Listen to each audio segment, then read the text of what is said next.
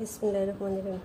আজকে সকালের নাস্তায় আছে সাদা ভাত, এই যে বেগুন দিয়া শুটকি দিয়া পাক্কা রয়েছে পোড়া পোড়া, এই যে এই পুঁটি মাছ দিয়া আম দিয়া চরচরা পাক্কা রয়েছে শুকনো করে, এই যে শুটকি বোনা লটকা শুটকি বোনা করা হয়েছে।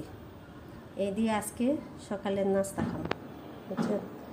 সকালের নাস্তা খাইতে বসলাম। এই যে এটা হইলো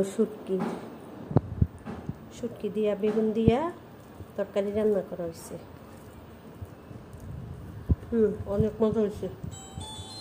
এই যে লটকা শুটকি বোনা করছি, সেই স্বাদ। আর পুঁটি মাছ দিয়া আম দিয়া একদম মানে হালকা নিচে জল দিয়ে দিয়া চরচরা পাক করা হয়েছে। নাজির চালের ভাত, এত সুন্দর।